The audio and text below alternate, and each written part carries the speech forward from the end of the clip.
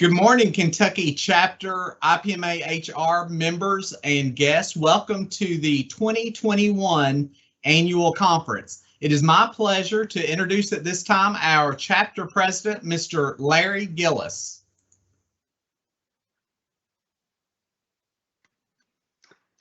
Thank you, Robbie, and welcome to as Robbie said, the 2021 Kentucky Chapter Annual Conference, virtual, entitled HR in the New Normal. And this is presented exclusively by our sponsor, ServiceNow, and we will talk a lot about them. Where the first speaker today is going to be Mr. Jeffrey Gore from ServiceNow. Just want to go over a few things as we get started here. First of all, this will be a two-day conference, two half-day conference. And we have a lot of great speakers lined up and content and state employees in My Purpose. If you attend the conference, we'll make sure you get credit for that through My Purpose. So a lot of good things the next couple of days. I am going to go over the agenda for the next 2 days just to make sure that we're on the same page here. We are on strict timelines, so we're going to try. One of my goals is always try to stay on time. But we're going to kick off this morning with Mr. Jeffrey Gore from ServiceNow, and he's going to give a little presentation about some of the products that they do and also the connection that they have with the Commonwealth. And then we'll go into a hour-long presentation from Ms. Kristen Scroggin. You might remember her from last year from the Kentucky Castle. I think it was March 2nd, March 3rd. It was right before the emergency hit there, the pandemic hit. Dynamic speaker. She's going to be presenting today as well. We will then take a short break and we will come back and we will have Mr. Mark Sipek from the Kentucky Personnel Board to give some updates for the last year or so about some cases there. And then we'll go into our business meeting, what I call business meeting number 1, which is going to cover most of the content that we normally cover in business meeting. And then on day 2, we're going to start tomorrow at 8:45, so 15 in the morning. We're going to start off with Dr. Corey Hicks, a very powerful, emotional speaker, and he's going to kick us off for an hour. And then we're going to go, the Personnel Cabinet is going to have a short presentation. It's going to be Secretary Jarena Weathers and Executive Director Vicki Stone, and they will also mention the Kentucky Lead Conference, which is coming up in November. And then we're going to have what I call business meeting number 2, which is going to be a short business meeting. This is where we actually award the Walter R. Gaddis Award on the second day. So we're not going to do that on the first day. On the first day, we're going to cover all the other business, including the Distinguished Service Award. On the second day, business meeting, short 15 minutes, we're going to cover the Gaddis Award. Probably the first time we've ever had 2 business meetings in one session, but that's what we're all about. And then after that, we're going to conduct an HR panel with some top executives in state government. So we're going to have Commissioner Mary Elizabeth Bailey. We're going to have Teresa Straw, Executive Director at Cabinet for Health and Family Services.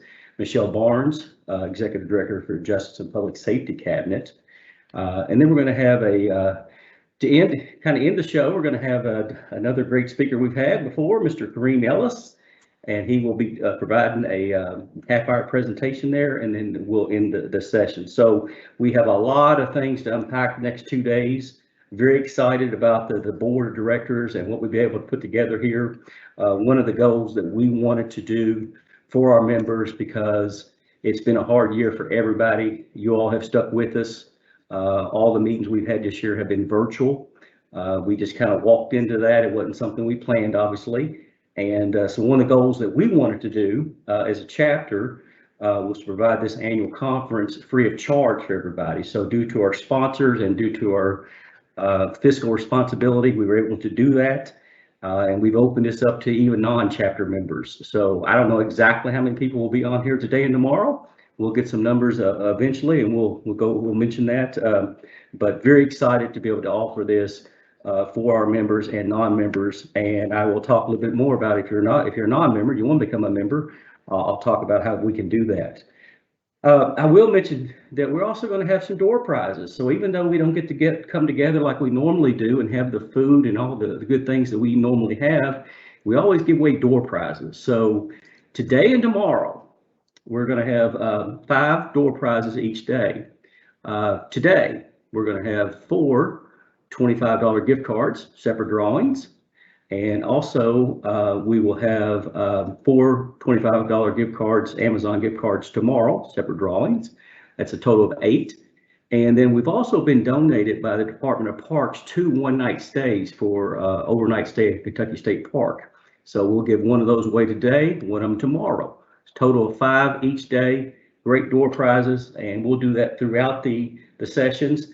They will be for chapter members only, paid membership, because we don't know who all is going to be on here.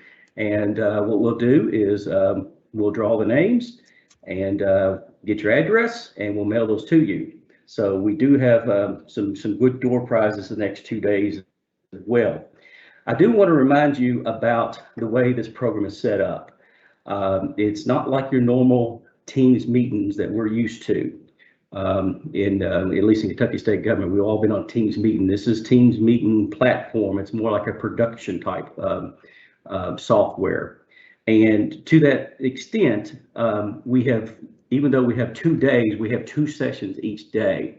So right now you're in session 1 of day 1. When we take a break at 10:45, we'll come back at 11, and you will have to go, during that break, you will have to go back to our website, back to the agenda, and click the link for day 1, session 2. Okay, that gets you into that session. So 2 separate sessions. Same thing within tomorrow. When we kick off at 8:45, you'll have to go to the agenda on our website, click the first session. We take a break at 10:45 tomorrow. During that break, you'll have to go to the second session, click on that to be able to see the content of the second session. Okay, so very important that you understand that when we take a break today, this session will end, and you will be required to go back to our website, back to the link to get this next session. So I don't want to lose anybody there. This is, because it's not really a Teams meeting, it's more of a Teams platform software. Everyone is muted and everyone's camera is off except for the speakers. So for all the the attendees today that got dressed up thinking you're going to be on camera, you're not. So during break, you can go put your pajamas back on and enjoy the show. But that's the way the software works there. So only the speakers will have available to the microphone. However, if you hover around there and your bar comes up there, you can see there the icon there for the question mark, show questions and answers.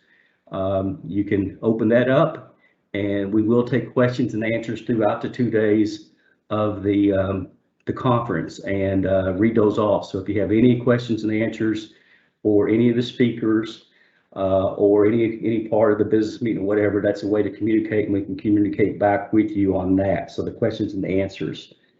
The other thing I want to mention is that this is a live performance. This is a live production.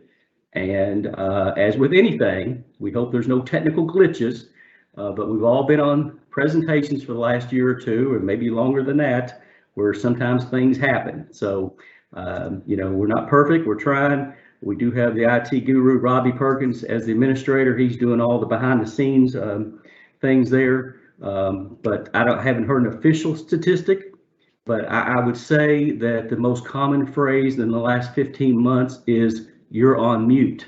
Okay, so we will try to make sure we're not on mute, that when we're speaking, but inevitably it's going to happen over the next 2 days. It's just going to happen. And with that, just want to remind everybody about the sessions, the different sessions, and we'll talk a little bit about that as we go through here. As you go to our website and you see our agenda, you can also click on the payments there for the dues. And if you want to pay your chapter dues, $35 a year, we've actually already set it up for next year, which starts in September. This is the last event for this particular year, which is a free event. So if you go and sign up for the chapter dues, it'll actually be for next year. It's a great opportunity for state agencies, as you're winding down your fiscal year in June. If you have some extra funds in your budget and you want to pay for some of your staff members to join, it's an excellent way to go ahead and pay that up front there. So with that being said, unless I've left something out. And if so, I'll kind of cover that as we go through here. At this time, I'm going to introduce Miss Nikki Bernstein, and she's also with ServiceNow.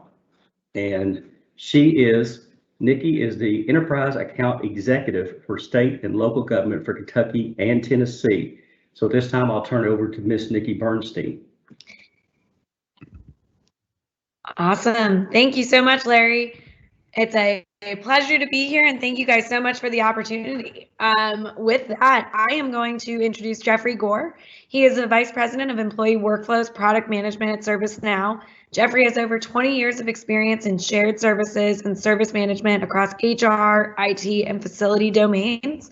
For the past 5 years, he's been instrumental in establishing ServiceNow as a market leader in the employee service management. Jeffrey brings a customer-focused approach to product management with a focus on product adoption and success. He manages the team responsible for product advisory programs, product success, customer communities, adoption accelerators, product release readiness, and the demonstration environments. Jeffrey holds a bachelor's degree in information systems and an MBA from the University of Maryland. With that, Jeffrey, the floor is yours. Awesome. Thank you, Nikki. And thank you very much for having me today, this morning, to present to the Kentucky chapter of IPMA-HR. Definitely excited to give the ServiceNow point of view of HR in the new normal. Before I get kicked off, just do the obligatory screen check. All good? We are good. Great. Okay. Okay, so what are we going to talk about this morning? One, I'm not going to assume that everyone here knows who ServiceNow is. So I'm going to make sure that we weave in, who we are, what we do. But essentially, I'm going to be talking about three things. I'm going to talk about the 2021 Employee Experience Imperative. What are we seeing out there as it relates to the building and deployment of digital employee experiences in the new normal? As a part of that, we're going to be covering digital trends and strategies, and then talking about a prescription for how we think about transforming to this future of work. This should be very informative, and definitely looking forward to any questions that might appear in chat or otherwise. Definitely try to address some of those. Okay, so let's take a step back, right? We're in the year 2019. And we're talking to CHROs, HR leaders such as yourself. And what were people talking about? They were talking about the need to disrupt their employee experience, right? We are stuck with old ways of doing work, old ways of interacting with our employee populations. And, really, the whole conversation was, what can we do to disrupt things? Well, maybe we got our wish, even though our wish would have never looked like the way that it did, where, with this move to working from home, and really what we had to do to address the pandemic, a lot of things were disrupted, right? Pretty much everything in our day-to-day lives was disruptive, from the way that we interact with our work environment to the ways that we interact with our home life, right? So we got the disruption in 2020, and so while in 2019 we were talking about the need to disrupt, the disruption happened, and now the conversation is, how do we adjust to this new normal? How do we change the dynamic and change the way we're interacting so that we don't have to deal with any more disruption? We can actually continue to evolve and continue to interact with our employees in these new digital environments. So to this end, at ServiceNow, we conducted a study. We call this the 2021 Employee Experience Imperative. And three things that we found in this study that are of relevance. One is that most people that we interact with believe that transitioning to the new way of working is going to be more challenging than the initial adjustment to remote work. And so the concept of going back to the office, interacting with the office and our different constituents in this new normal will actually be more challenging than the switch to remote work. Number two, most of our survey respondents say that companies have not fully integrated their system to manage digital workflows. And so the way that we interact with employees are still stuck in old ways, right? If we're now adjusting to this new way of working and we're stuck with legacy systems, then we really aren't in a position to adapt. And to that end, most employees and executives say they would not be able to adapt within 30 days if there was another disruption. So we were able to transition to this new way of working. We're moving back into the work environment, but if there's another disruption, another event were to occur, we don't know that we have that organizational agility to be able to adapt. And so what we see as the C-suite imperative, so this is not even just an HR conversation anymore, right? When I look at an enterprise in general or an agency in general, really there's four things that we're now looking at. One is there's this need to accelerate business transformation. So we need to be able to adapt to these digital engagement channels. We need to be able to support our employee populations in this new normal. That is going to involve some reinvention of the way that we work. The concept of having a standard working environment with a standard inbox and just performing work and having outputs might not be the same within the digital channels. There's a renewed focus on employee productivity. So employees, whether it's the people that support employees or the employees themselves, need to remain productive through any event. And there's this focus on a safe and efficient workplace where if you are moving back into a working environment, how can we actually ensure that it's running in a safe and efficient means? So with all that said, what we do at ServiceNow is we focus on delivering great employee experiences for this hybrid workforce. And we focus on employee journeys. We focus on the moments in an employee's life where they have an opportunity to be frustrated or they have an opportunity to remain productive. And we want to ensure that the organization is coordinated so that HR and IT and workplace services all can come together to deliver an end-to-end digital experience to make this employee experience as productive as possible, starting from the concept of onboarding, whether it's remote or on-site, ramping up an employee, going through all of the journeys that this employee is going to go to, from life events to corporate events, and get to the point where all of these different services, all these different use cases are operating in an efficient manner, coordinated across the enterprise. So how are we going to do this? We're going to do this by bringing forward three things. We're going to have engagement be top of mind. We're going to drive engagement through unified service experiences, one place for employees to go to get help and guidance across the enterprise. We're going to bring forward productivity. So listening to an employee, allowing an employee to interact in a channel of choice, integrating with the rest of the technologies in your ecosystem so that there's one location an employee can go to get that help and guidance across the whole working environment. And then finally, that concept of workplace safety. How do we bring forward things like reservations of space, any health and safety practices that you might have instituted, bringing that in. And so all of these three items combine into a fantastic digital employee experience. To do this, we're going to first meet the employee where they're at. So we understand that employees are not a monolith. They are really all sorts of different types. You got your employees that are in the field. You've got employees that are in the office. You have employees that are going to be working on a flex schedule, working from home more often, right? As we just alluded to up front with maybe some members of this audience today on this conference with their pajamas on, right? And so we've got these different employee types, And the way that you're going to engage with these employee types will be very different, right?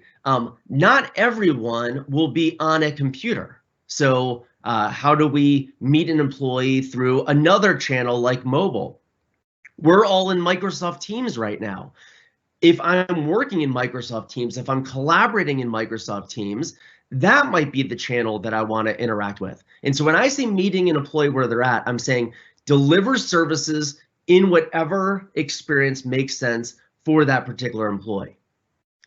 What the ServiceNow platform does is it actually lets you deliver a unified experience. And so what we can say is that this employee needs to interact with HR and ask HR questions. They also need to interact with IT. They also need to interact with workplace services. But does this employee care about what organization is supporting them? The answer is no. They want a unified experience. They don't want to actually navigate the complexity of our organization and know where payroll sits, know where benefits sits, know that their question about accessing this HCM system, they don't want to know if that's an IT question or an HR question. They want a unified experience, and the ServiceNow platform is going to deliver that. And then finally, different groups within the organization, such as HR, need to have workspaces to actually engage with employees and respond to employee interactions, right? If you get an employee question such as, my paycheck is wrong, I don't know how to enroll in benefits, you need to have a way to actually work those particular requests, respond to the employee in a manner that's efficient, letting you go on with your day-to-day work, right? You don't want to be bogged down with all of the everyday interactions. And so we also then have to focus on the actual needs of HR or the actual needs of IT in responding to the employee so that this all works seamlessly and everyone has this great experience. And so what I'm going to talk about right now is the details of each of these concepts, such as what I actually mean when I say meeting an employee where they're at. What do I mean when I say unified experiences? What do I mean when I say HR needs to have a dedicated space to work? So first things first, employees need to be able to ask questions of the organization. When everyone was on site, you probably had an HR business partner sort of near an employee. The employee knew who to interact with when something went wrong. If their laptop was having some issue, you could walk to the tech lounge and actually go get your device serviced. Now that you have this hybrid workforce and this new way of working, the concept of interacting with an employee is more complex. And so just having the single place that employees know to go to get help and guidance is really the first thing that the folks that we work with are going to think about. They're going to say, I want to define my services in an employee-centric way so that the employee can ask anything and we'll be able to service that employee. It requires a lot of technology to do this right. That's some of what ServiceNow is going to bring to bear. Concepts like universal request, which is, hey, an employee can ask anything, and we're going to use machine learning to say this particular request belongs to IT, this particular request belongs to HR, right? Well, that's some of the magic that happens behind the scenes, but the concept is just having the central place to interact. And then the concept of visibility for any of these requests. How can we actually make sure that we have performance analytics, we have continuous improvement metrics? We can say for these types of questions, we have a bottleneck. We're not delivering service to employees in a timely manner. How can we continuously improve service? And so this is really the first concept around reinventing your organization to create a new way of work. And it's all about using technology to make it so employees have a unified experience, a single place to go to ask any question. Now, HR also needs to reinvent the way that they work, right? And so you have specific groups or centers of excellence that need to interact with employees. What I mean by that is if an employee asks a question about a paycheck, That looks very different than if you have an employee relations interaction, where maybe you're doing a discipline corrective action, you have some compliance or legal issue that you're dealing with. These two things look very different, but in each case, you need to be able to respond to the employee or the manager interaction in a seamless fashion. And so we're going to let you turn on the different centers of excellence that will be leveraging the application, and then we're going to deliver a workplace directly for that type of employee that is interacting with the employee stakeholders. And so payroll will have their own workplace. Employee relations will have their own workplace. Benefits will have their own workplace. The whole goal of this is for you to manage your work and say, when someone asks me a question, when someone asks me to do something, I can actually track this in a structured fashion. I've got intelligence built in so that I can actually see this is typically the answer. This is how I should respond. This is how I should route work. And altogether, this is going to drive efficiencies within your agency, right? Because you now have a playbook for any event, for a promotion, for onboarding, for a benefits case, for a payroll case. So you can say, this is the process flow I'm going to go through. This is the workflow I'm going to go through, all to drive efficiencies within your environment and allow you to spend time doing work that you want to work on versus just responding to employee interactions all day long. Now, once we've reinvented HR and reinvented the way that we engage with employees, we're now ready to talk about meeting an employee where they're at. And I said up front that you can't view an employee as a single function, right? Employees need to interact in a channel that makes sense for them. If I'm working from home or if I'm working in an office, I probably am on a computer. If I'm remote, I might need to have a mobile device with access to mobile services. In some instances, conversational makes more sense, where it makes more sense for me to interact with something that looks like a virtual agent. And then, as I said before, we're in Microsoft Teams right now. If we're all working here and we have a question, why do we want to leave this environment to go get the answer to the question? The answer is we don't. We would prefer to stay within this channel so that if something's wrong and like, hey, I'm having a problem with my technology as I'm logging into this Teams meeting, I could go make a request directly from there. So that's what I mean by meeting an employee where they're at. And so we have to adopt now a bunch of digital engagement channels to support this. We need to think about unified portal. We need to think about virtual agents, mobile devices, and deliver all of these to your stakeholder populations.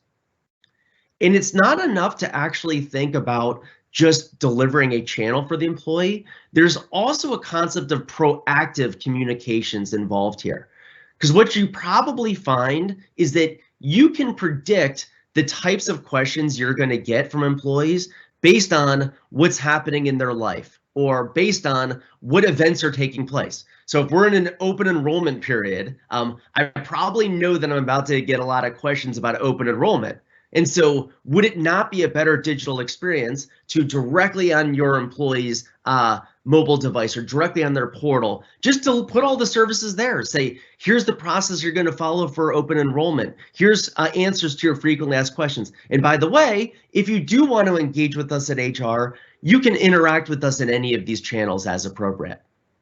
This now switches the dynamic from focusing on efficiency outcomes to now focusing on employee productivity outcomes, where employees are more engaged. They are not stuck because they are frustrated that they can't get an answer to a question. They can just be doing the work that they're set out to work. Once again, driving more efficiencies, which is one of the missions of your agencies. Once we have the digital engagement channels, we can then talk about transforming employee services across moments that matter. A moment that matters starts with your onboarding process. It moves into a ramp-up phase. It then goes through all the twists and turns of your employee population's lives. When they get promoted, that's a moment that matters. When they're having a baby, that's a moment that matters. When they're taking on a new job assignment, that's a moment that matters. all the way to when they leave the organization and they are now an alumni, right? So all the twists and turns along the way. And what you're going to find in these moments that matter is that HR, quote unquote, owns the process. Having said that, you don't own the full experience. It requires a coordinated experience between IT, HR, workplace services, because if you don't deliver this coordinated experience, it looks disjointed for an employee, right? If I show up to work on day one in an onboarding process and I don't have a laptop, I don't have system access, my badge doesn't work, it's a horrible experience, even if HR did everything right to deliver on the onboarding process for that employee, right? And so we have to view these moments that matter as enterprise events, and it requires digital engagement channels to coordinate the workflows to deliver that end-to-end experience. Things like onboarding are not a single process. There's many permutations based on the job type, the job role, what location the employee is going to be working in. And there's a lot of exception handling. What if the employee doesn't show up during the onboarding process? What if the manager calls us and says, by the way, this employee is starting early? Or what if there's a problem during the background investigation process and we need to now kick off another background investigation?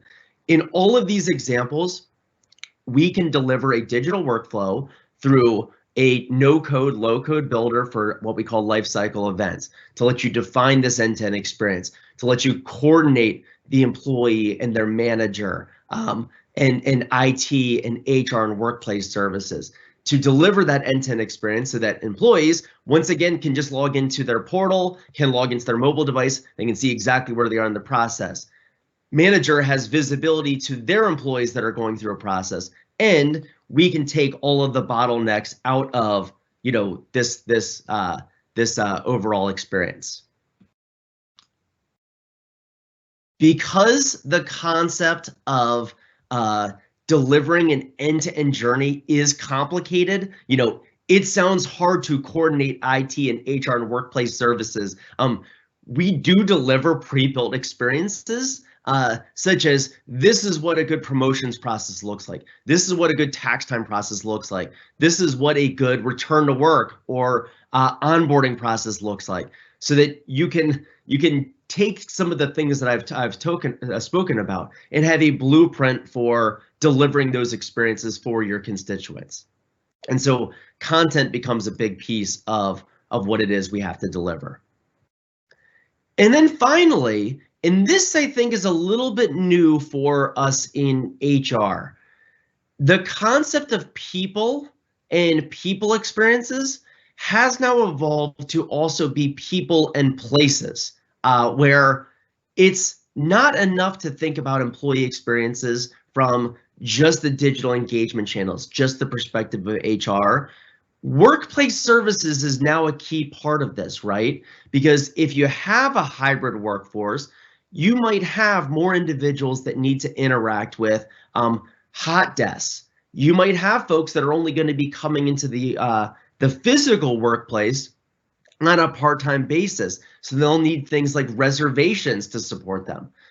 Your new health processes may require more frequent health attestations.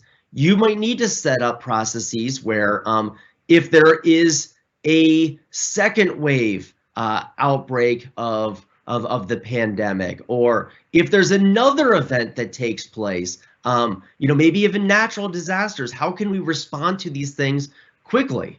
And so, HR's thinking about these things now, because if you're really focused on employee productivity and employee engagement, it's kind of like you can't turn a blind eye to the needs of the workplace. And so at ServiceNow, we also deliver on some of these other digital workflows, such as the health processes, such as reservations processes, such as space management, real estate utilization, because these things, once you have your employee populations engaging with you in infrequent basis, is the next question you're going to get asked as, how can I take more cost out of the organization? How can I maximize my corporate real estate spend? And HR now has a seat at the table in delivering on some of these outcomes when you're talking to your peers in finance, in corporate real estate, et cetera. And so this has been really a shift that we've seen in the year 2021. All of this needs to exist within your ecosystem, right? You have a lot of technologies within your HR ecosystem. You have one too many HCM systems. You've got different payroll providers. You got different learning providers.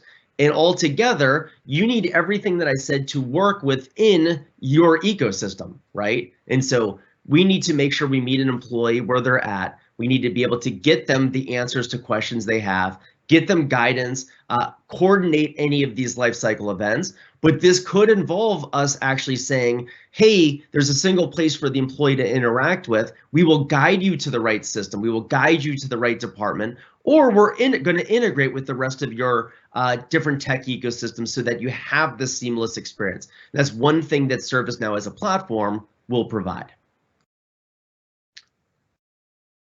In what I talked about, there is a degree of complexity in being able to deliver all of those digital experiences at once, right?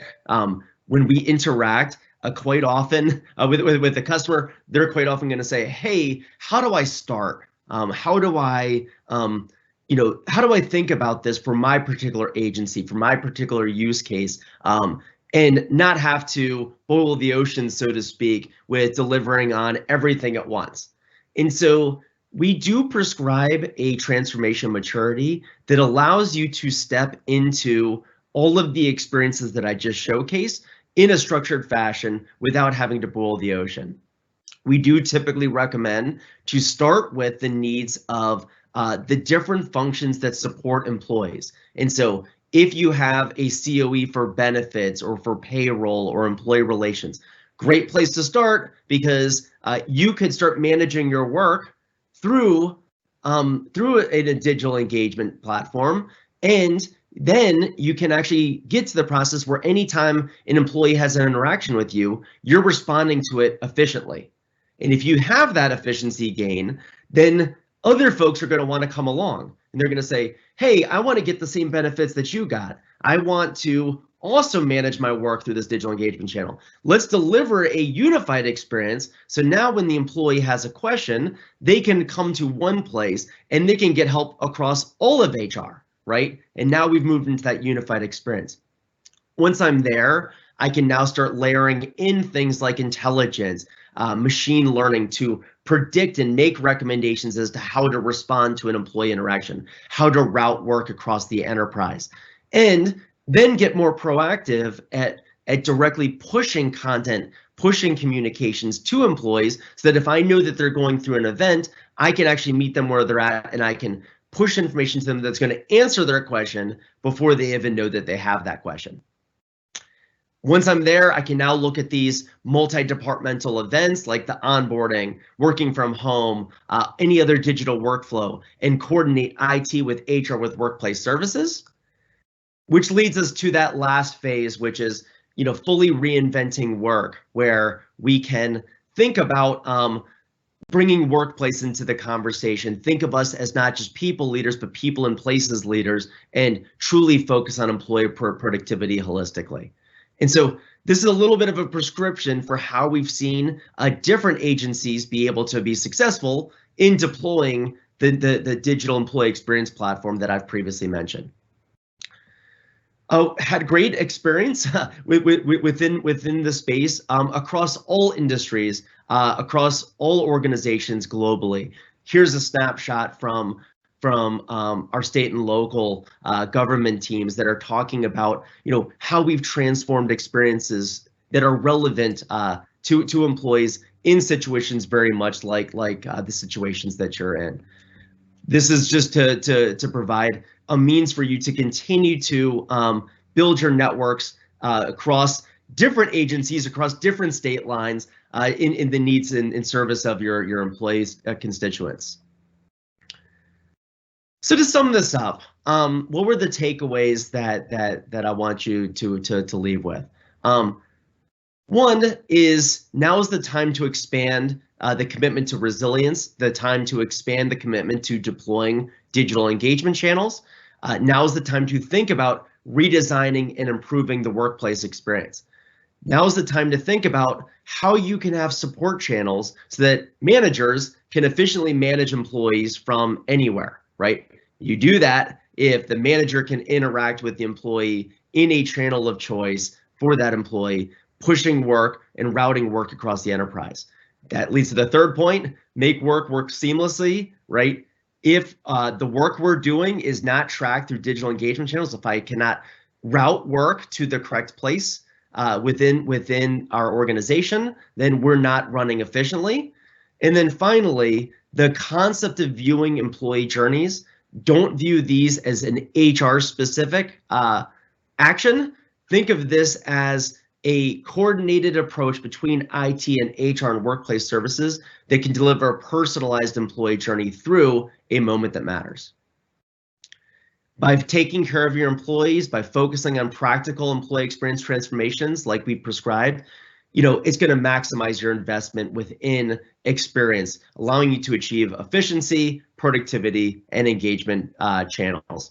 And that's what ServiceNow hopes to bring to our customers, to our constituents, and hopefully you have a great conference here, which is gonna talk about really at a practical level, how can we focus on employees, drive efficiencies, drive productivity as HR, the needs of HR transforms in the new normal.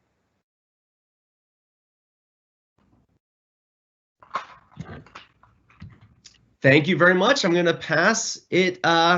I think I'm passing it back to you, Larry. See if there's any questions before I conclude.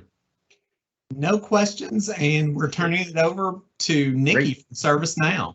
Yeah, thank you so much, Jeffrey. Fantastic presentation. You really hit it all on the nail on the head.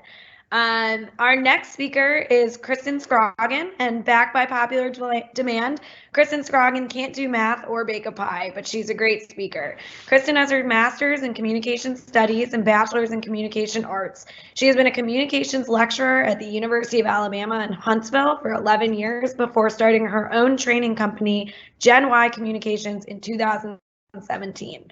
Her passion is generational diversity and all things soft skill related. Kristen has spoken at conferences and to hundreds of organizations across the United States, ranging from Fortune 500 companies to tiny nonprofits. Obsessed with travel and desperate to see the world, she and her husband try to keep their heads above water while parenting their 4 children and any foster children who come their way. With that, Kristen, the floor is yours.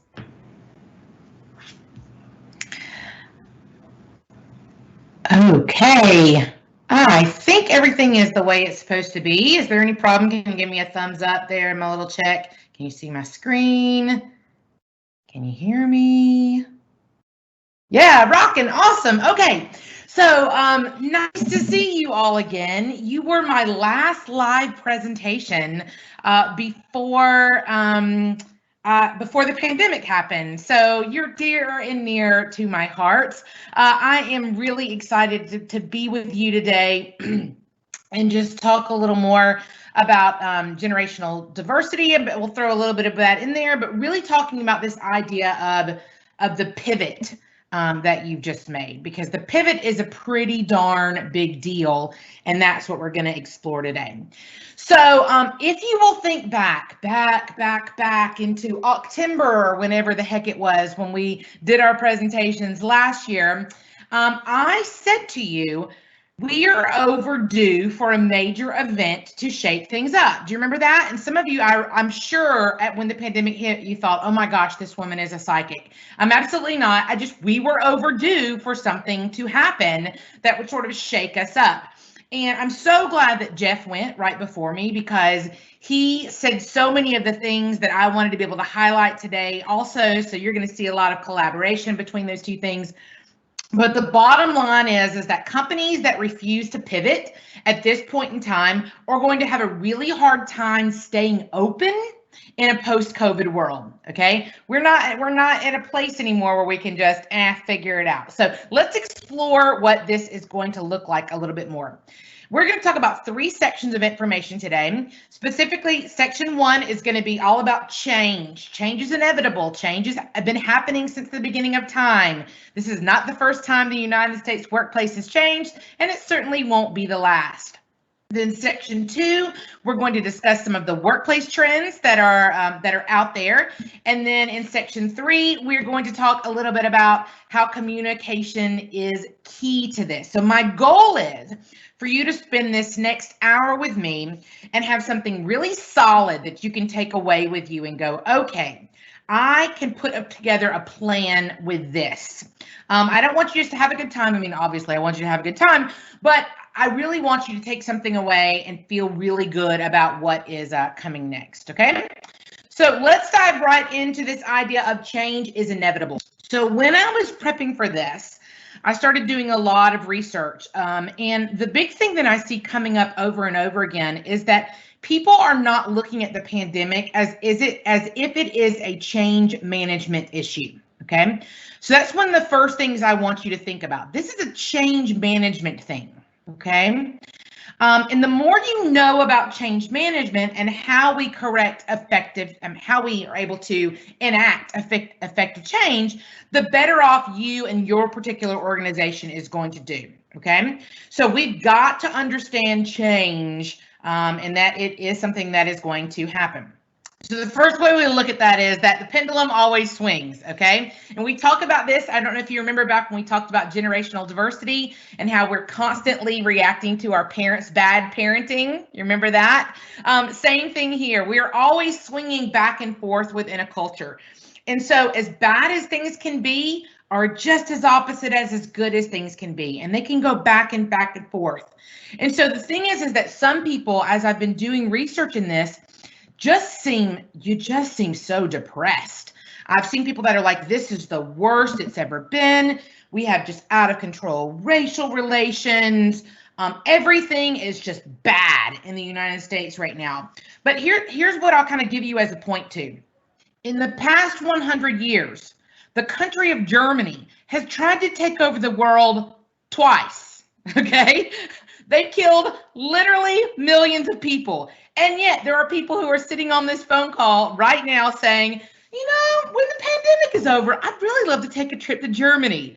This is what I mean. Things swing, perspective swings. No matter how bad things can get, they also can get very, very good. Okay, so I want you to never start this off in your brain as a very positive thing. There are positive things that can come out of the pendulum swing that is happening here in the United States.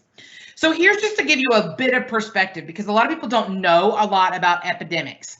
So here, this is what we've just gone through with COVID is nothing compared to the Spanish flu that happened this exact same time a year ago. Okay, it was real bad. About 50 million died, where we're at around 3.4 million deaths. And while each one of those is tragic, I'm not in any way underplaying that. I want you to make sure that you see, look, we've recovered over and over and over and over again. And so there is a reason for hope. And if anything is the sort of the key word to change management is hope. You've got to instill hope in yourself, hope in your organization, hope in the people around you that things will get better. Yes, things have been bad, but things could be so much better because of this. I love what Jeff said a few minutes ago that, you know, it wasn't so long ago that all we were talking about is how we're going to disrupt HR. Well, this was a pretty darn big disruption. And in many of your organizations, red tape has been ripped off in a way that you never would have dreamed possible 365 days ago, right? And so because of that, we're able to look at things in a very different way and begin making some decisions about how we can pivot. So let me just ask you just a simple question, okay? There are 2 garages here. There's one that's pretty darn organized, looks like a car could maybe actually get into it. They could find their snow shovel, things like that. And then you've got the garage on the B, okay? So if you think about what you want, you probably want garage A, all right? But what you probably have is garage B, right? That's the thing. And here's the thing, you 100% know that you could spend a weekend, and turn garage B into garage A. But you say things like this, yeah, but I know where everything is now. Yeah. Oh, yeah, the garage is a mess. Or, oh, yeah, the closet's a mess, but I know where everything is now. And this is just proof of the fact that we will naturally choose things that are known, even if they are no longer efficient. Okay.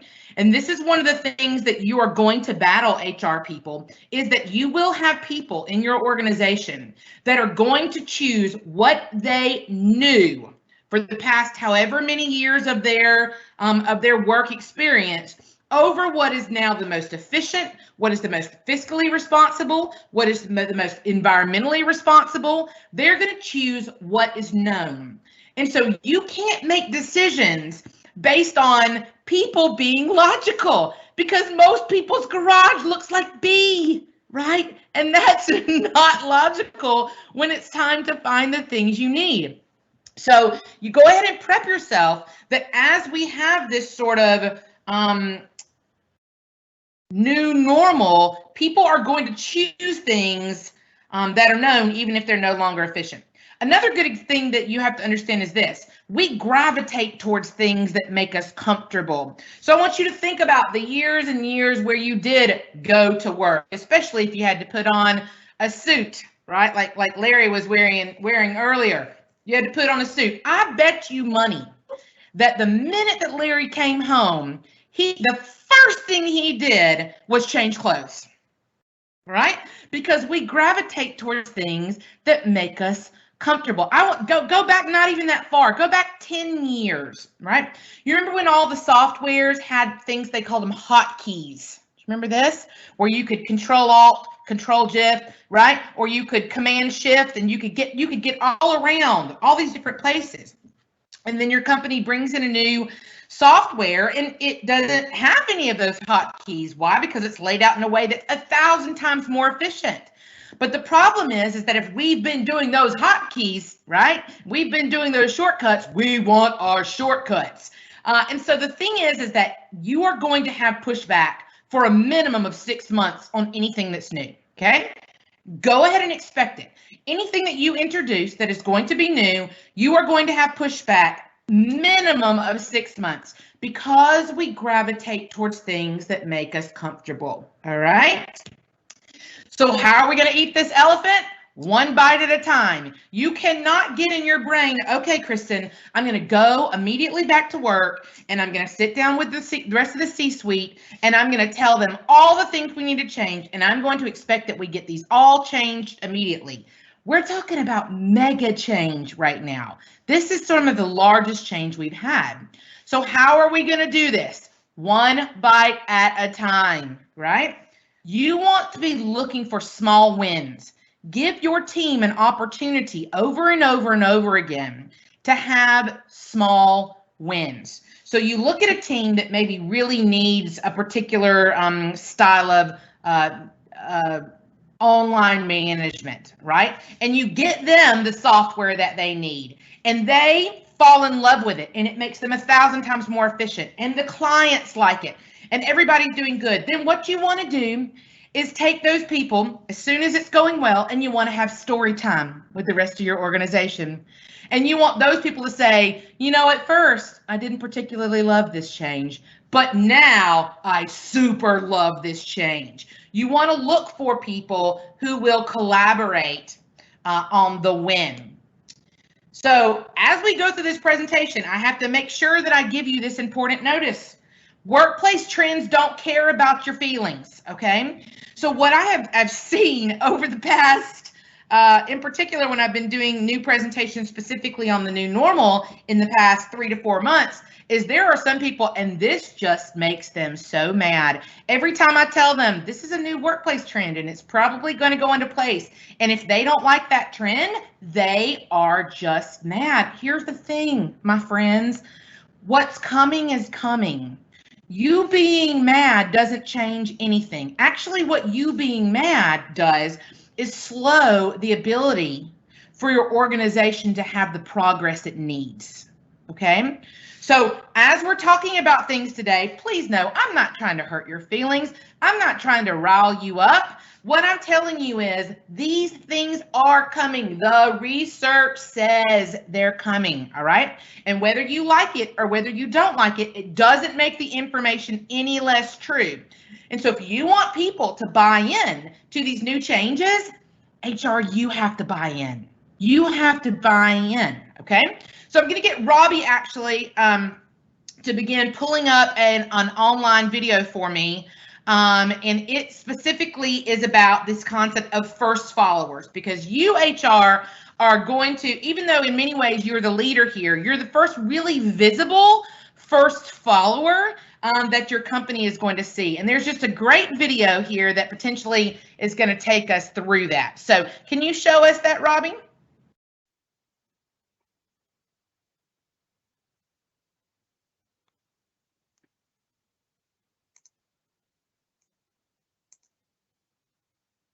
If you've learned a lot about leadership and making a movement, then let's watch a movement happen start to finish in under 3 minutes and dissect some lessons. First, of course, a leader needs the guts to stand alone and look ridiculous. But what he's doing is so simple, it's almost instructional. This is key. You must be easy to follow. Now here comes the first follower with a crucial role. He publicly shows everyone else how to follow. Notice how the leader embraces him as an equal. So it's not about the leader anymore, it's about them, plural. Notice how he's calling to his friends to join in. See, it takes guts to be a first follower. You stand out and you brave ridicule yourself. Being a first follower is an underappreciated form of leadership. The first follower transforms a lone nut into a leader. If the leader is the flint, the first follower is the spark that really makes the fire. Now here's the second follower. This is a turning point. It's proof the first has done well. Now it's not a lone nut and it's not two nuts. 3 is a crowd and a crowd is news. A movement must be public. Make sure outsiders see more than just the leader. Everyone needs to see the followers because new followers emulate followers, not the leader. Now here come 2 more people, then 3 more immediately. Now we've got momentum. This is the tipping point and now we have a movement.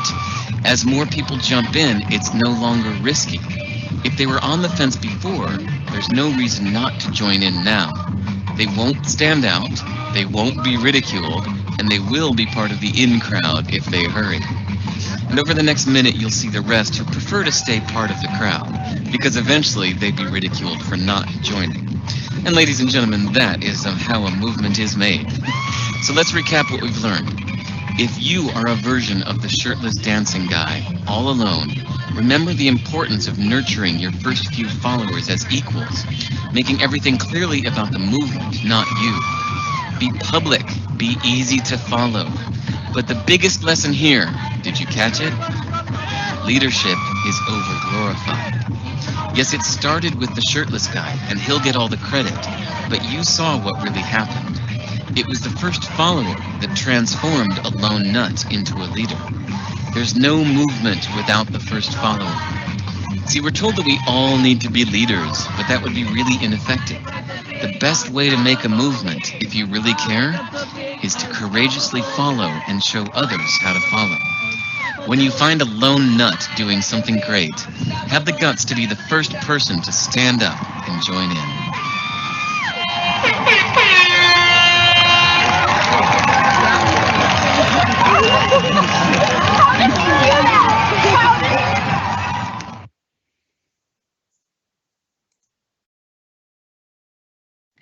Okay, let me see if I can get you back to where we were. So this is really, really important, okay? Stay with me. Some of you are like, wow, that was a really weird video. Listen to me. That first follower concept is vital for your organization, okay? Because like it says in the video, new followers follow followers. They don't follow leaders, okay? And so here's the thing. Your group, your organization, your employees are going to be watching very, very carefully who jumps in and gets on board with every new thing you introduce. This is so important because your first followers will become influencers. And if your influencers, right, are not present, visible, saying, yes, let's go for this. This is going to be a big deal. I'm all on board. Yes, it's hard for me too, but we can do this together. Then you're going to have a really hard time changing and pivoting your organization. So start thinking right now, who in your organization has a following already? Maybe they're well liked, maybe they're very respected, maybe they know a lot about a content. And how are you going to go and present these new changes that you want to bring to your workplace? How are you going to take these and bring them to that individual and say, I need you as a visible backer, okay? You don't want to just throw it out there and hope they adopt. You want to go to these influencers and say, I need you behind this movement. Will you help me? And then you want to make sure you push those first followers and the second followers and the third followers to the front over and over and over again. Really think, if we're going to make changes, who are my pivot people? Okay? All right, so that's the first big thing. You are in a change management season, and how you manage the change is going to be extremely important to people's overall satisfaction. You ever had a change where you just threw it out there? Maybe you just gave people a brand new software, and on day one, you're like, okay, we're switching to this. How did that go? I'm gonna guess not great. All right, and so you have to eat that elephant one bite at a time. All right. So the second thing we're going to move into is this concept of workplace trends post-COVID. And it was interesting. We did a practice run for for this amazing event. We did this on Friday, and I didn't have my PowerPoint done yet. And I'm sure that Robbie was, freaking out just a little bit that I didn't have my PowerPoint done. But here's the bottom line. The trends are changing all the time. Jeff knows that. He's seen it all the time too. We were discussing that.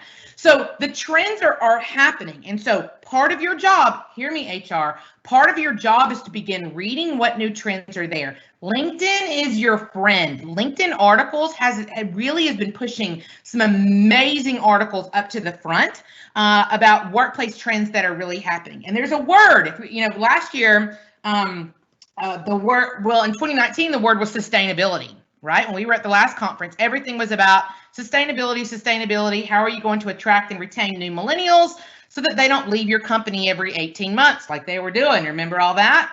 Yeah. Now I would say the word of the year is hybrid. And you heard Jeff say that multiple times, and hybrid is your word. You need to speak it fluently. Hybrid is the word that you want to come in and you want to teach your influencers as much as possible.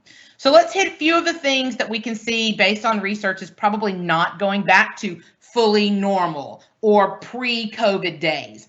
One of the first things is our dependency on technology is not going to lessen. It is only going to increase. Okay. I think what happened is you're going to see a lot of companies did not have a real plan in place of how people would be able to work from home if anything happened, not even a natural disaster. And then all of a sudden they had to figure out in a week's time how they were going to get tons of supplies. How were they going to deal with cybersecurity? Because a lot of people hadn't even taken their computers home. So they're working on what you'll hear the term BYOD now, bring your own device. You'll hear that much more frequently. That's a cybersecurity nightmare, but it definitely saves money. So we've got these balances along the way. But our dependence on technology is not, we're not going to need this less. So when you are talking about budgets, make sure you're having a really good conversation. Again, going back to what Jeff said, you have to have software for where people from no matter where they are standing on this planet, whether they're at their home, whether they are in your workplace, or whether they are in Japan on a work trip, they all have to be able to access your information, no problem. Okay. Because the last thing you want is that 2 a.m. call from Japan about an HR issue. Make sure that you are using and leveraging these softwares that can really help you. The second thing I think you will not see many companies go back to is the idea of working back in a building full time. Now, remember when I talked to you about some people's feelings are going to get hurt about this? I know. One of the first groups that I see that's really rebelling against this is banking. Woo, bankers do not want to go, do not want to stay hybrid full time or even work technology full time. I'm not really sure. Maybe it's just rooted in the field itself. But I see this a lot in banking, I see this a lot in law, and I see this a lot in government. I was actually working with the Chamber of Commerce the other day, and whoo, they were hot under the collar that I was saying things like going back to work in a building full time is probably not going to happen. And here's why. Whenever you have an organization that has a lot of money and energy and sustainability wrapped up in whether people continue to go to work full time in a building, they're going to be resistant to this. Okay, so for example, the Chamber of Commerce's job is to bring other businesses into your city so that they build buildings. Are you with me on this? And so me saying working in building full time, it's just coming. And here's the best way I can help you understand this.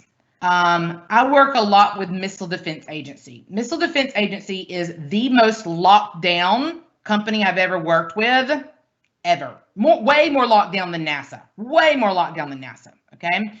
I have to bring my passport and my driver's license when I go to do anything at Missile Defense. And they do thumbprints, sometimes it's crazy. Here's what I want to tell you. Missile Defense, about 3/4 of their workforce is working from home right now. And has been for the past year. If the Missile Defense Agency can find a way to make it work, even part-time, then your organization probably can too, okay? So it's one of the things. I'm not telling you need to go and sell your building and move everybody in the house right now and only have meetings at Panera Bread. I'm not telling you that has to happen. But I think this idea of hybrid, where people are part-time, is definitely going to catch. Meeting frequency. I think you're going to see this change. At this point in time, there was an article I read literally just yesterday that showed that meeting frequency had gone up in the pandemic, that people were spending approximately 10% more time in Zoom meetings.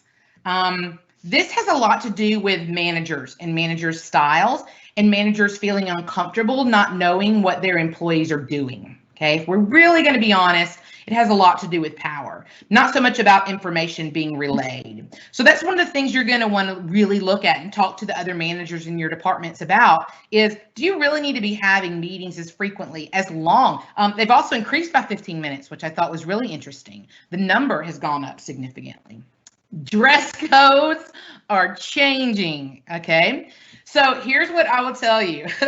For years and years and years, we told employees that if you dressed good, then you worked good. If you looked good and you felt good, then you worked harder. Well, here's the problem. Across the nation, we have had people working in their pajamas for almost 1.5 years, and productivity hasn't dropped. And so that leverage of being able to say that you look good, you work harder has disappeared in many people's eyes. It might not have yours personally. You personally might say, nope, I get up, I dress every day. It makes me feel like I'm more put together and it helps me. That's great. But that's a personal choice. That's not a nationwide trend. Okay. And so one of the things I think you'll really want to do when you're talking to your people about dress codes is, if you're going to enforce a particular dress code, especially if it is more formal, you have to explain why, right? So the example that I always use with my college students is, people like people that are like them. The more you look like someone, the more they like you, okay? So if you know that the client coming in has a high likelihood of being in a suit because they're also in banking, then when you meet that client, you need to be in a suit because people like people that are like them. But if you've got someone who's an IT person who literally never sees the public ever, you're going to have a hard time convincing those people to get back into a dressy bit of clothing, okay? Not saying it's impossible, just saying you're going to get pushback. And this is crazy. I read a stat literally this morning that 45% of the overall American workforce is looking for a new job. Almost half is currently looking for new jobs, okay? So you don't want people leaving you, so you've got to be thinking about what is going to incentivize them to stay. Employee assessment, probably not going back to fully normal. It's really hard, in particular, if you've got people that are in hybrid, that are maybe in the office 2 days and out of the office 3 days a week. This idea of you not seeing them for a portion of their time is going to make it very difficult for you to say, okay, once a year, I'm going to sit down and tell you every single thing that you've done wrong. You are going to see employment assessment pick up. The numbers I see right now is quarterly assessments at the minimum. People are going to move into quarterly assessments or wanting those more frequently. And your incentive packages are going to change, especially if you would put a lot of money, time, and energy into having cool stuff at your office, right? So let's say you did end up springing for the ping pong ball table, or you did end up having sleep pods like Google, which would be really cool. Invite me to your office. Maybe you did put snacks every however many steps. Maybe you have a cafeteria they can eat for free, or a gym you put on property. Here's the problem. None of those incentivize your at-home workers to continue working for your organization. Right? So how are we going to incentivize those people who never sit back in your office again? Right? So my goal, I'm not solving your problem today. I'm just giving you things to think about. The future of work is hybrid. Bottom line, there's a great article, and I decided not to give you the whole, link. What I just tell you to do is this: Google GitLab.com hybrid remote. Just Google that. Not right now because you're listening to me. Google GitLab.com hybrid-remote. That article is fantastic and will give you such a great introduction into what hybrid work reality is potentially going to look at. But I'm telling you, the future of the work is hybrid, where you're going to have some employees who work completely from home. You're going to have some employees who work from home part of the time and in the office part of the time. And you're going to have some employees that work in the office part of the time, and you're going to have other employees that work in the field the whole time, and you're going to have, right? I mean, that's going to happen. For example, I was working with municipalities group the other day, and one of the gentlemen said, the problem is that the guys who mow the lawns along the road, they can't work from home. And you're 100% right. So this is going to cause a new problem, right? Because you're going to have some people that are going to have the flexibility because of the nature of their jobs. And others are not going to have that sort of flexibility. And so our clarity on that becomes paramount.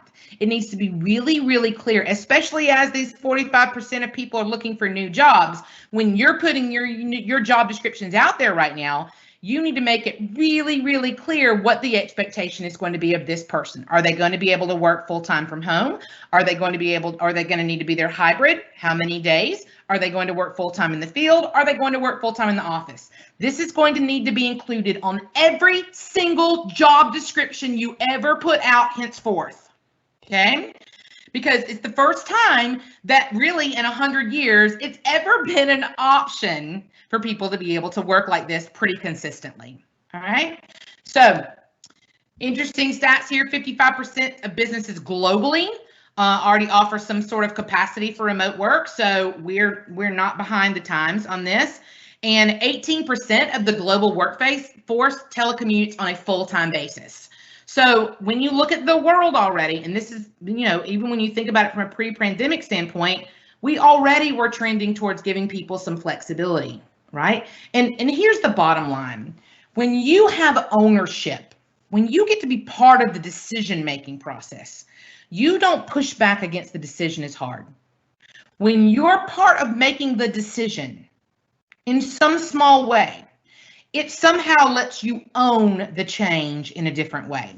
So we want to make sure we're having real conversations with people. Don't go to an department and not have a single conversation with managers or people that have been there for long periods of time and say, we've decided that you're going to be working 3 days from home and 2 days. No, you need to have conversations before you start handing these down. And when people as the department feel part of the decision-making process, they're going to be much more likely to embrace the change and not push back as hard. So what do we want to consider when we're thinking about what jobs and should our organization go hybrid? Well, number one is the type of job. I mean, obviously, like we were talking about, mowing the lawns is not optional for a hybrid workplace. The personality of the employee is another big deal. You have extroverts that are dying. All they want to do in the world is get back into the office. And then you have introverts that are like, I'm good. And then you have people like me that are extroverted introverts who are very good at pretending to be extroverted, but actually don't like humans very much, right? So you may need to make sure you know the personality of the employee and does it work for them.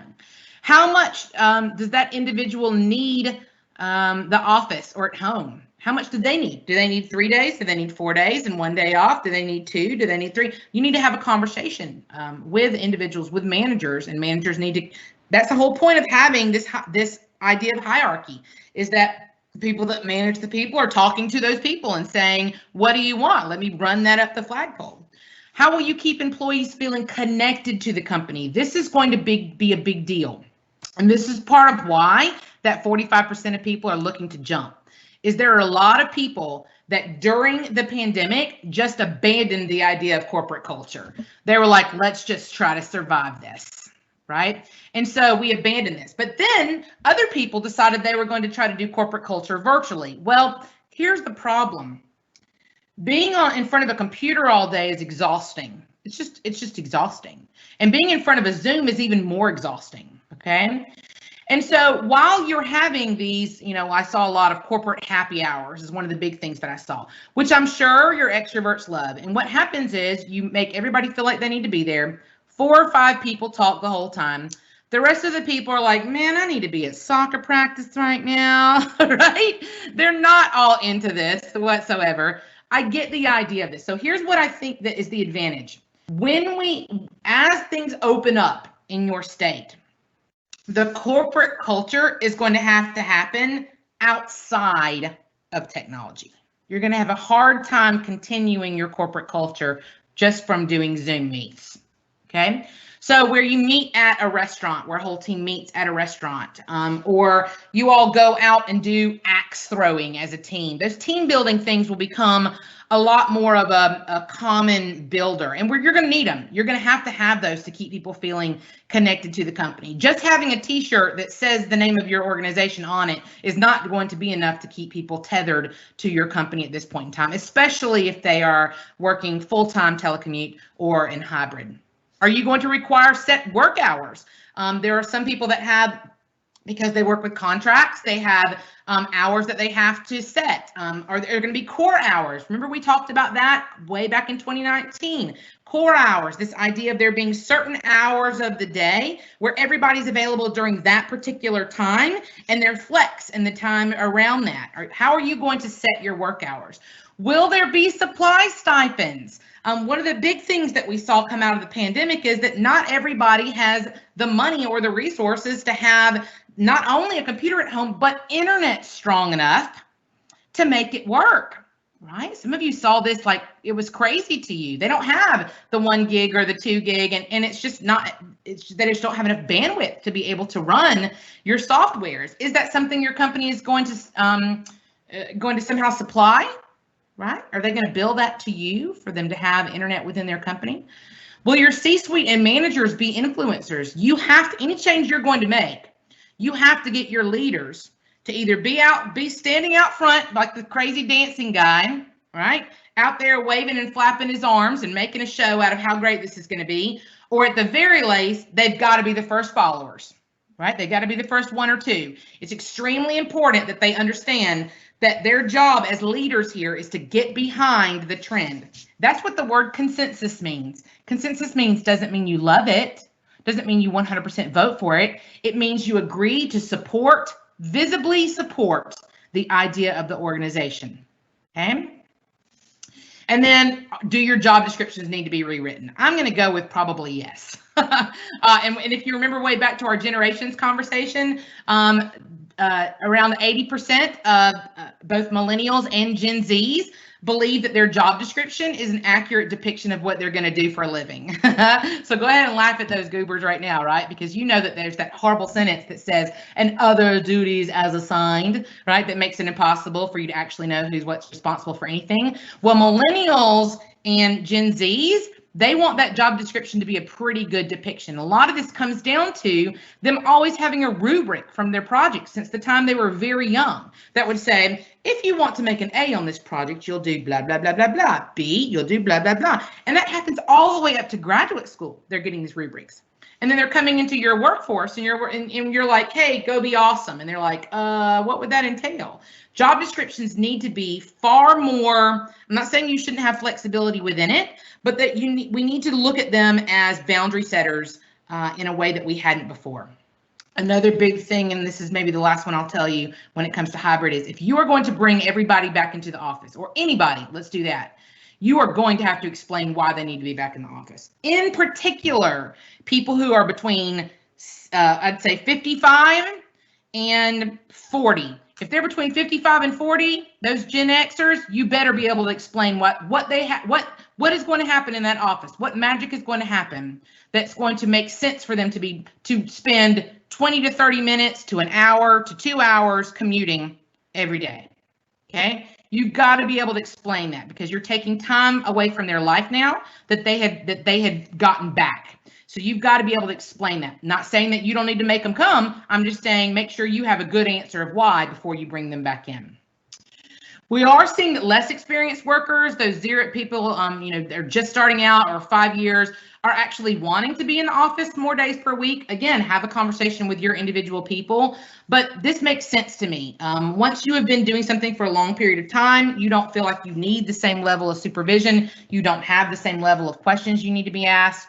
And so I think you're going to find that many of your younger, especially these Gen Zs employees who are coming straight out of the workforce, who have in college been getting a lot of theory and not a lot of actual practice, may be far more apt to say, can I at least be there 4 days a week or 3 days a week? Okay.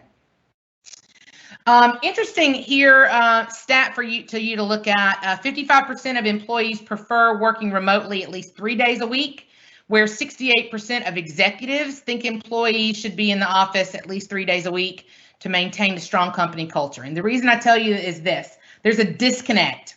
Executives want the culture in a different way than employees want the culture, okay? And part of this is just the nature of your jobs, right? If you're an executive, you're paying closer attention to whether people are leaving. Most employees never even see the stats regarding how many people are jumping and how fast the turnover rate are. They don't know. They know what feels good for their particular life. So that's one of the things you want to make sure you're thinking about is are you making decisions based on just what the executives want, or are you actually asking your employees what is going to be best and give them a best shot of retaining you? Another interesting stat here is many employees do want to return, but they want to return more slowly than the employers are wanting them to return. So about 75% of executives anticipate about half of their employees being back in the office full time by July. But you see here on this other side, about 61% of employees anticipate being in the office part-time by July, right? That's a big disconnect. So here, you got to be talking. HR, this is your job. You've got to be talking. You've got to be having these conversations and make sure that you are on the same page.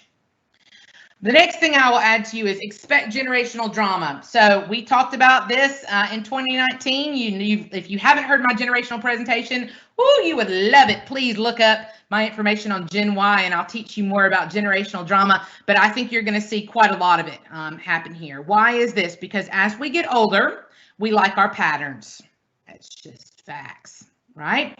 There are those of us on this call who get up at the same time every day, eat the same breakfast, put on similar looking clothes, drive the similar route, eat lunch with similar people who've been doing this for a long period of time. And so those people are going to want to return to their pattern more quickly than people who have not done that for the long period of time. That's the best way for you to think about it, is the longer you've been doing a pattern, the more comfortable it is to you. And even if it is no longer efficient, you still have a tendency to want to go back to that pattern.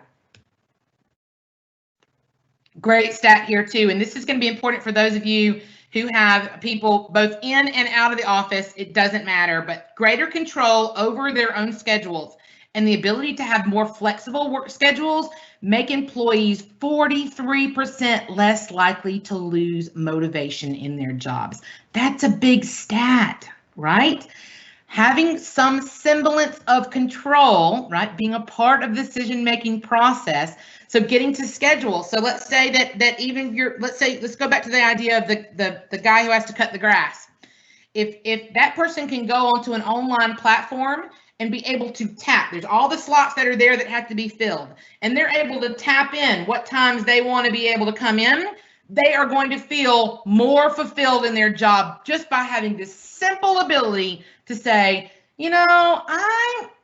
I'm not feeling so great at 8 a.m. on a Monday, so I'm going to start at 10, right? Now, you design the slots. You make sure the coverage happens, right? I'm not in any way saying don't do that, but I'm saying having some sense of agency makes a big difference for people on the whole.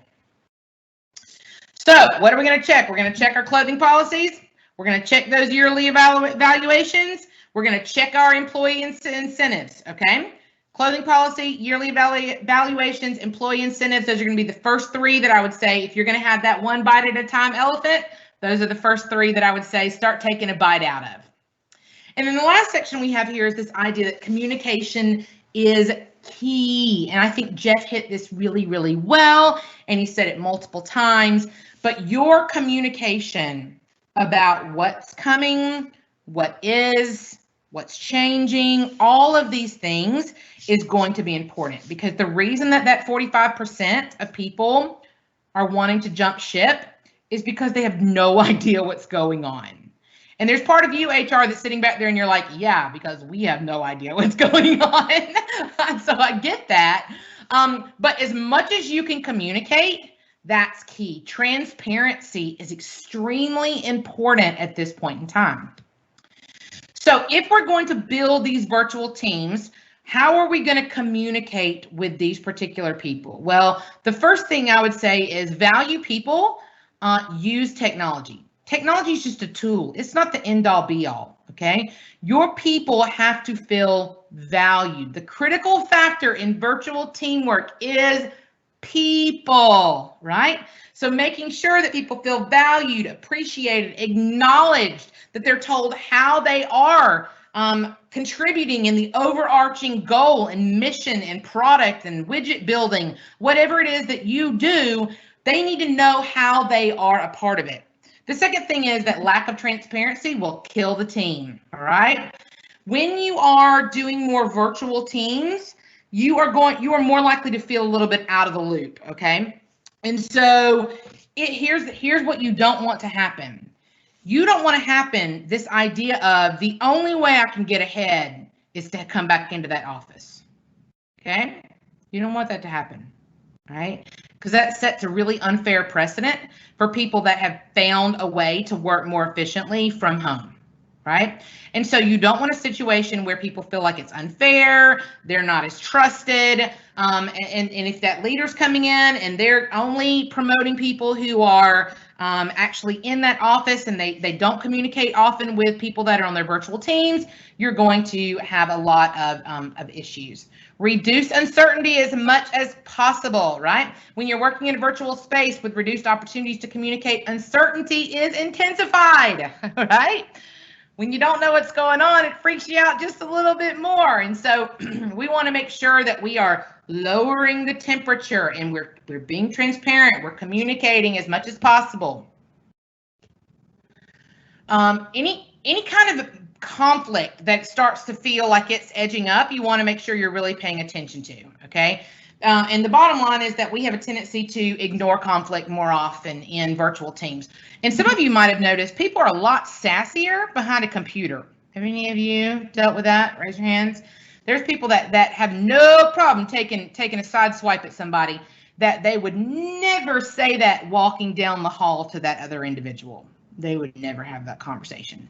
And so if you see conflict that is starting to bubble up, you need to surface it and manage it. Because in particular, if they're working virtually and they already feel like they're disconnected, it can become toxic really, really fast.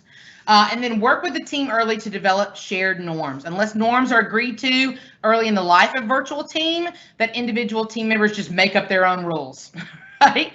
So this is one of the things you can do. If your manager does decide that they want to go virtual a certain period of time, or they want to go hybrid for a certain period of time, then you want to make sure that they have a sit down meeting. It doesn't have to be face to face, where they say, what's going to be the norms? What time are we going to expect our calls going to be? How much engagement do we have to be? Do we all have to have our videos on every single time we are on a Zoom? We want to make sure that we set those so that people aren't unintentionally violating norms.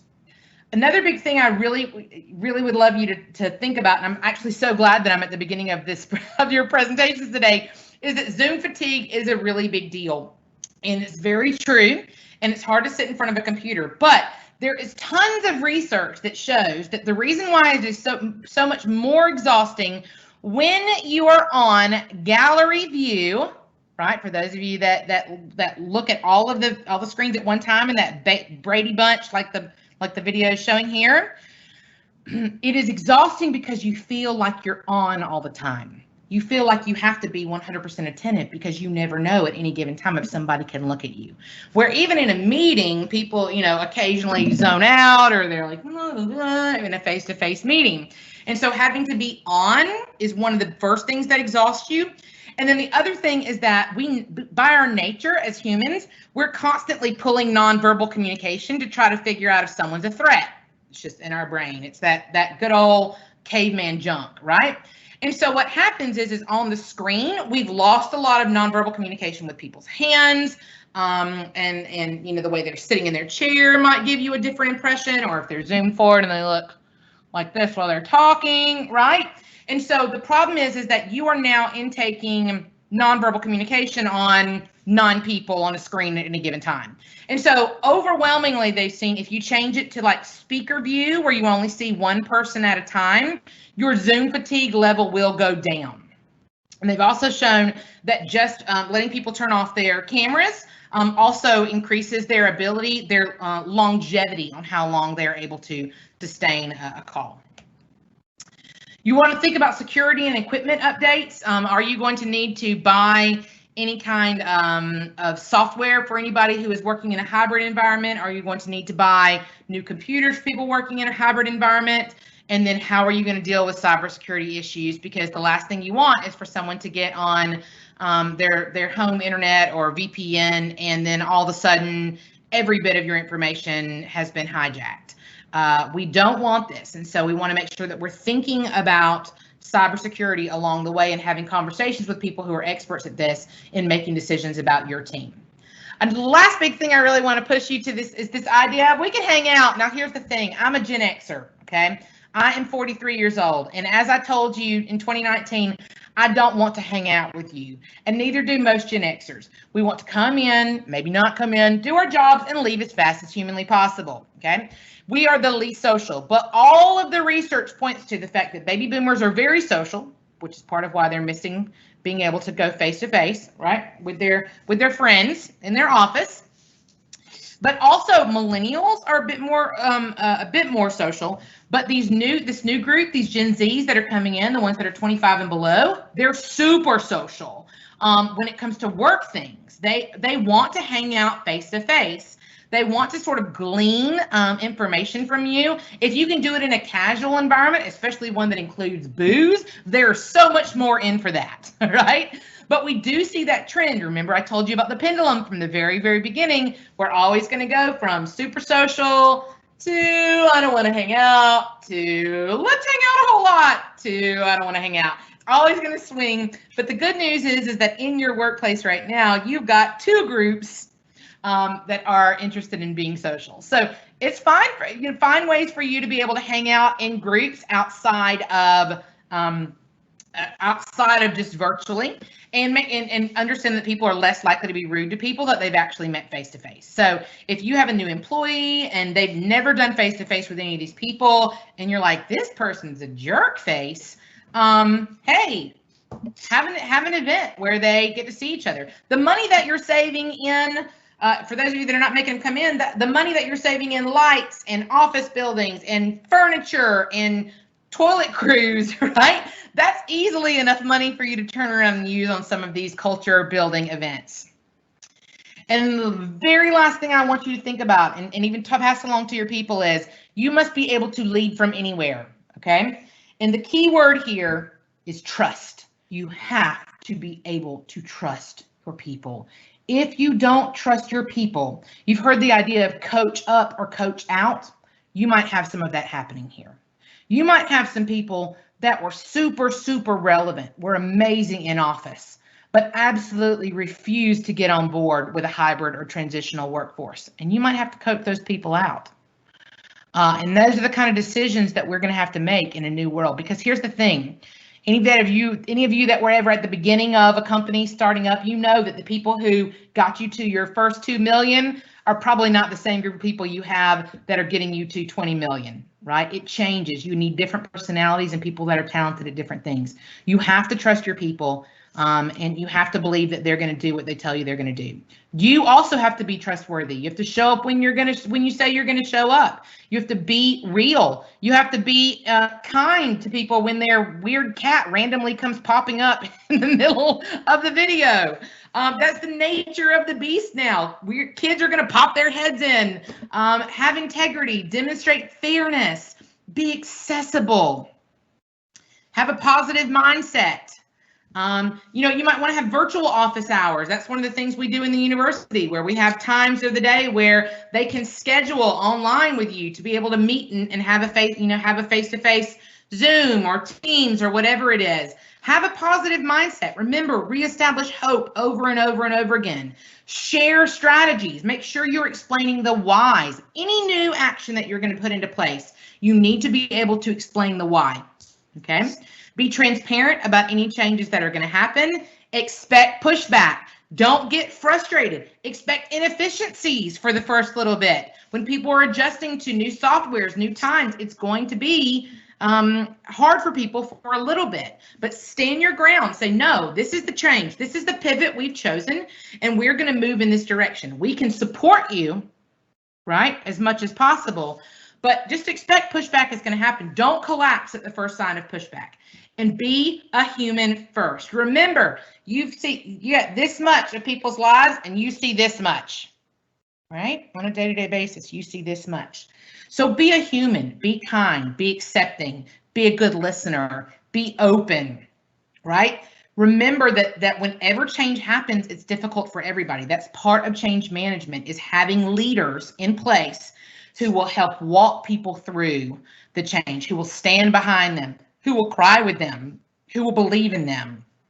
Be a human first. All right, so I hope you have all learned something today about what is coming next, this pivot and this new normal that we expect to see.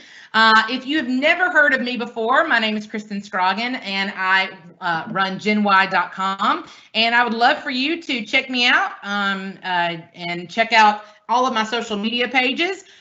Definitely, at the very least, if you don't do anything else today, link up with me on LinkedIn, because I'd love to know what you're doing and answer any questions that you have. But of course, you can also answer me here. And if, I think we have question answer period time now. So if there's any questions that you have, then I would love to get into those.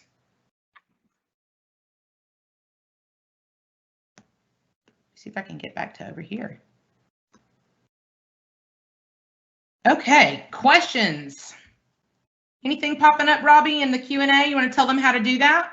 Nothing yet. If anyone has a question, go to the question icon bubble in your menu options and simply type it in.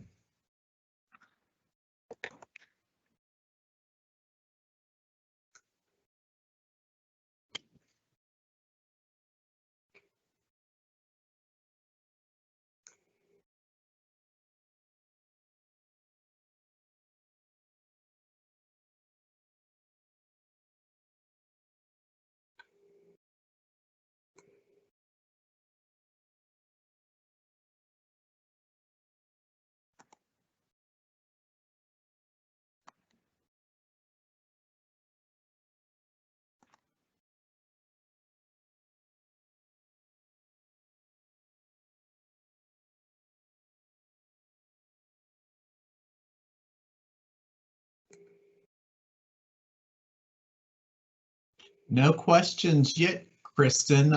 You did a great job. We've got several compliments coming in from the attendees, so we appreciate you having you back. We consider you one of our Kentucky IPMA-HR family members at this point.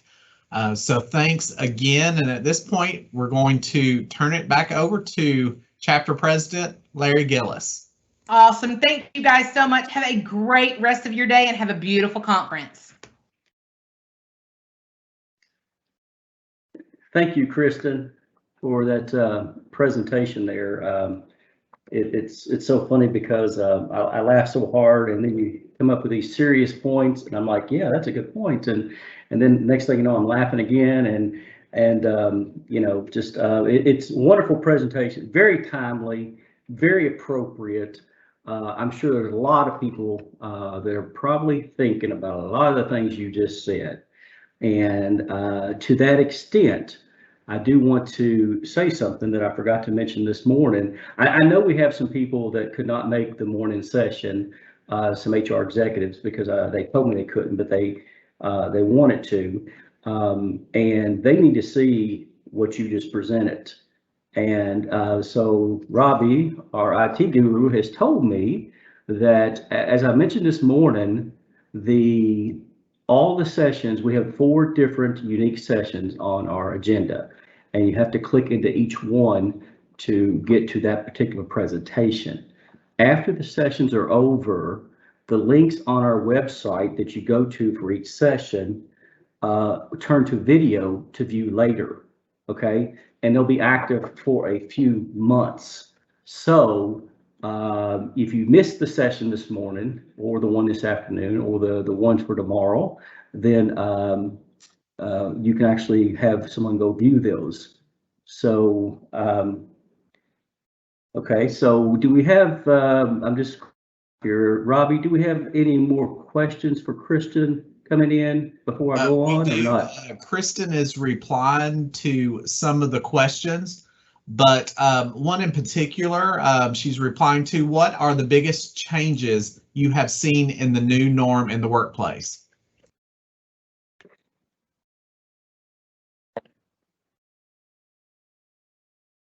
You want me to jump in there? Please. Yeah. So I would say the biggest one that I've seen right now is that people are even openness. People are even open to hybrid is probably the biggest change.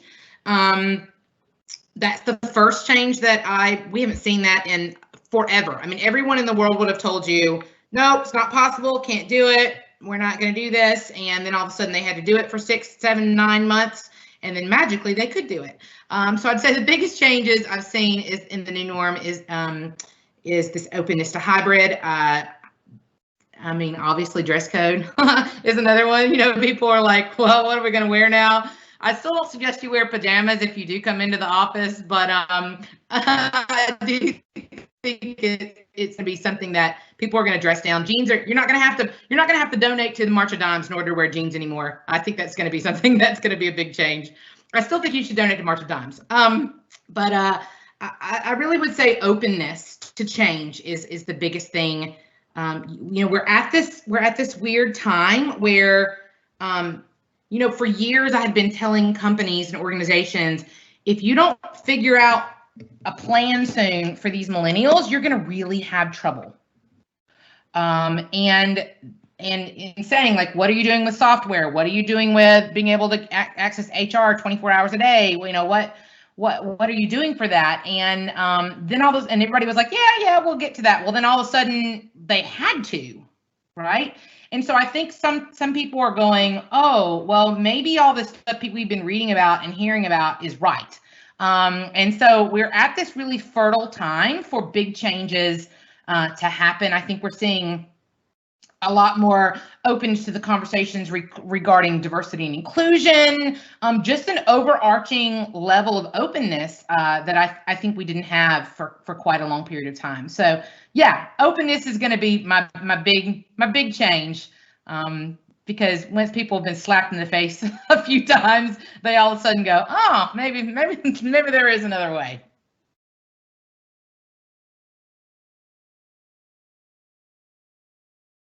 Thank you. That's all of our questions. Okay. Thank you, Kristen. I see one comment here. Wish we could have you monthly to keep us pumped up and motivated. All right, we're going to have Kristen on retainer. All right, we can do that, right? Thank you, Kristen, again. And hey, Larry, we have one more question that time for. Okay. We do need to move on. Okay. Kristen, you spoke quite a bit about the generational differences. What is the best form of communication that will be appropriate for everyone? Okay, well, this is hard.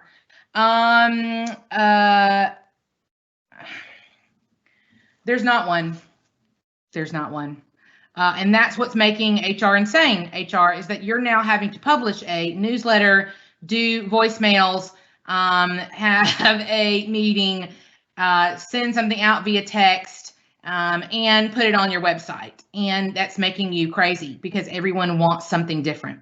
I will tell you a cool stat, though, that I saw the other day is that post-pandemic, of people 55 ages and plus, over 60% have said that they are now comfortable with workplace technologies.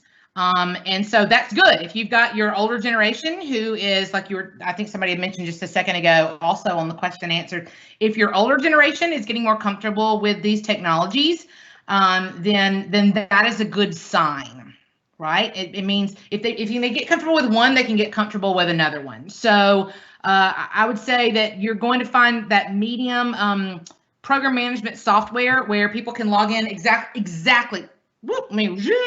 Going back to ServiceNow here, what Jeff Gore said at the very beginning, anywhere where you can get everything you need at one time, that's what people want.